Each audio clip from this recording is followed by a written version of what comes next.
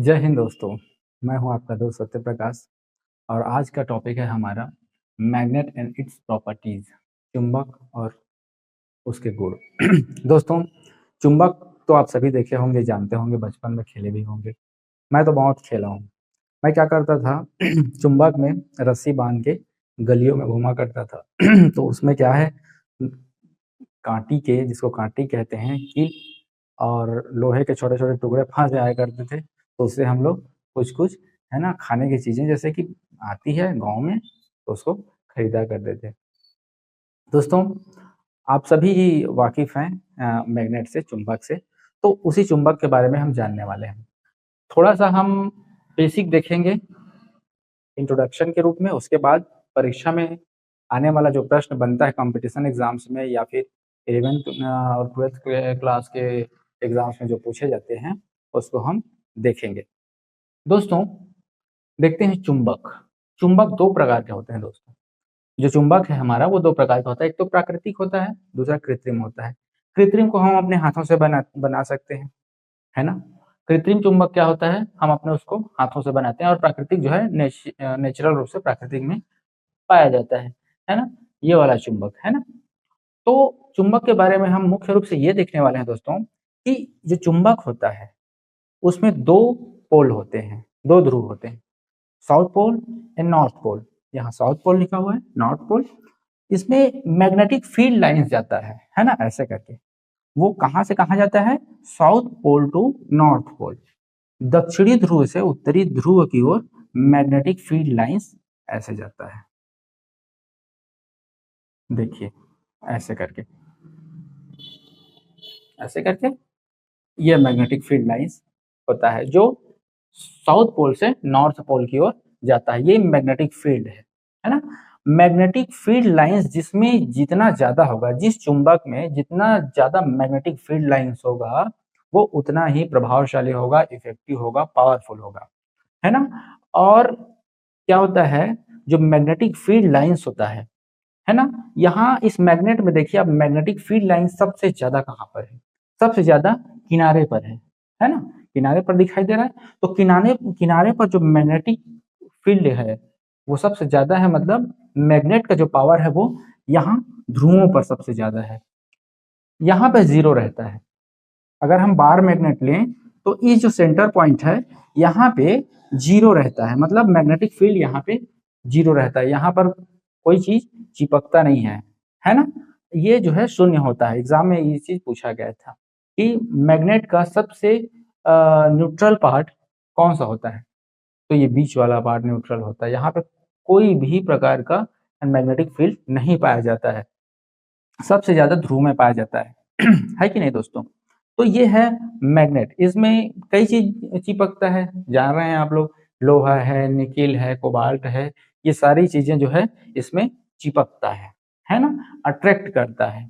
दोस्तों, अब देखते हैं कृत्रिम के बारे में। कृत्रिम मैग्नेट, है ना, आर्टिफिशियल मैग्नेट कैसे होता है। दोस्तों, ये है नर्म लोहा। ये जो आप राड की तरह देख रहे हैं, ये है नर्म लोहा। तो उसमें कॉपर के वायर को लपेट कर बनाया जाता है ना। और उसमें जब हम इलेक्ट्रॉन फ्लो कराते हैं, करंट देते हैं, तो इसमें भी मैग्नेटिक फील्ड जनरेट होता है। और ये भी साउथ पोल से नॉर्थ पोल की ओर आने लगता है, इस प्रकार से।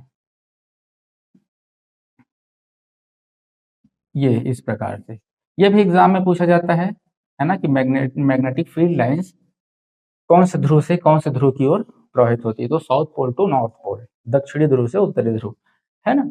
तो ये है आर्टिफिशियल मैग्नेट। इसको हम बना सकते हैं, है ना। नर्म लोहे के ऊपर में कॉपर के वायर लपेट कर उसमें करंट सप्लाई दिया जाता है, तो ये एक मैग्नेट की तरह काम करता है। दोस्तों, जो ये वाला मैग्नेट है जिसको हमने बनाया है, ये तो प्राकृतिक वाला है। इसको हमने बनाया, ये सबसे ज्यादा पावरफुल होता है। और इसकी जो पावर होती है वो हमारे हाथ में होता है। कैसे हमारे हाथ में होता है, मैं क्या बताया, इसमें करंट सप्लाई दिया जाता है। करंट सप्लाई दे के इसका मैग्नेटिक फील्ड जनरेट किया जाता है। तो अगर उस करंट के सप्लाई को हम कम या ज्यादा करें, तो उसके मैग्नेटिज्म को भी कम या ज्यादा किया जा सकता है ना। और इसी का इस्तेमाल आप देखे होंगे वीडियो वगैरह में, जैसे कंपनी में कंपनी में क्रेन के माध्यम से, मैग्नेट के माध्यम से कितने सारे बड़े बड़े लोहे को ऐसे उठाया जाता है और ऐसे दूसरे जगह रखा जाता है। तो कैसे रखा जाता है वो, ये इसी के माध्यम से रखा जाता है। इसमें करंट सप्लाई दिया जाता है तो ये मैग्नेट है, करंट सप्लाई नहीं दिया जाता है, बंद कर दिया जाता है करंट सप्लाई देना, तो वो है ना, जो मैग्नेटिज्म है वो खत्म हो जाता है। तो ऐसे बड़े बड़े फैक्ट्रीज में, है ना, क्रेन में बड़े बड़े मैग्नेटिक फील्ड के माध्यम से एक लोहे के सामान को एक स्थान से दूसरे स्थान पर ले जाया जाता है, या फिर लोडिंग अनलोडिंग किया जाता है। इस प्रकार से ये ज्यादा पावरफुल मैग्नेट होता है, ये कम पावरफुल होता है। और इसके बारे में मैं क्या बताऊं, जैसे कि एक प्रयोग किया गया था, इसी प्रकार के लोहे के राड के ऊपर 2400 घेरे जो है कॉपर के वायर के लपेटे गए थे, और मात्र उसमें 50 एम्पियर का करंट सप्लाई दिया गया था। कितना? 50 एम्पियर का करंट सप्लाई दिया गया था। तो उसमें कितना मैग्नेटिक फील्ड जनरेट हुआ था? 40,000 गाउस का, 40,000 गाउस का मैग्नेटिक फील्ड जनरेट हुआ था। देखिए इसमें 2400 फेरे किए गए थे, 2400 फेरे करके मात्र 50 एम्पियर करंट सप्लाई दिया गया था, उसमें 40,000 गाउस का मैग्नेटिक फील्ड जनरेट हुआ था। तो ये है मैग्नेटिक फील्ड का पावर। दोस्तों 40,000 गाउस कितना होता है? जैसे कि मैं आपको बताऊं, 10,000 गाउस बराबर होता है 1 टेस्ला। 10,000 गाउस बराबर होता है 1 टेस्ला। तो ये 4 टेस्ला के बराबर मैग्नेटिक फील्ड उसमें जनरेट हुआ था। आप देख सकते हैं, जैसे आप वीडियो वगैरह में देखे होंगे, रील्स वगैरह में MRI मशीन दिखाता है, उसमें MRI बड़ा सा है ना, उसमें बड़ा सा मैग्नेटिक फील्ड दिखाता है कि नहीं? तो मैग्नेटिक वो जो MRI मशीन है वो भी अपने आप में जो है 1.5 टेस्ला का होता है। उसका जो मैग्नेटिक फील्ड होता है वो 1.5 टेस्ला का होता है। इतना ही खतरनाक है ना।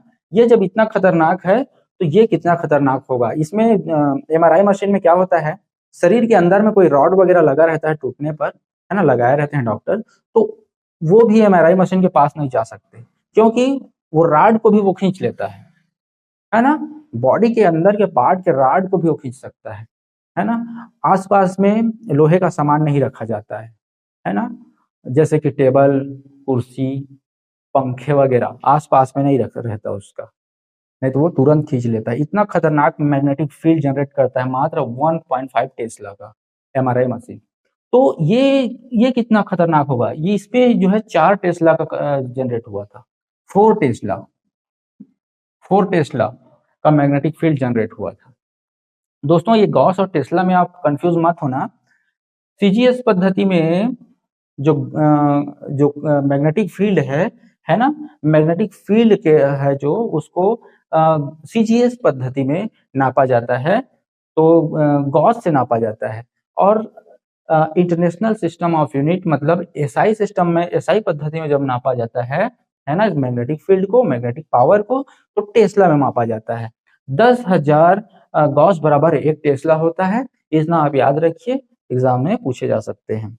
तो ये इतना खतरनाक जो है मैग्नेटिक फील्ड उससे जनरेट किया गया था। तो दोस्तों चुंबक के बारे में एक बेसिक इंट्रोडक्शन है ये। अब देखने वाले हैं परीक्षा में आने वाले प्रश्न, जो कि 11th के, 12th के, या फिर व्याख्याता फिजिक्स के, व्याख्याता भौतिकी शास्त्र के एग्जाम्स में, कंपटीशन एग्जाम्स में पूछे जाने वाले इंपॉर्टेंट प्रश्न जो है, इंपॉर्टेंट लाइन जो है, उसको मैं यहाँ बताने वाला हूँ, है ना। उसको आप कॉपी में नोट कर सकते हैं। दोस्तों कंपटीशन एग्जाम्स में चुंबकीय बल रेखाओं के गुण का क्वेश्चन आता है ना। चुंबक का क्वालिटी, है ना, चुंबक का जो क्वालिटी होता है उससे प्रश्न बहुत कम आते हैं। जो मैग्नेटिक फील्ड लाइंस है ना, चुंबक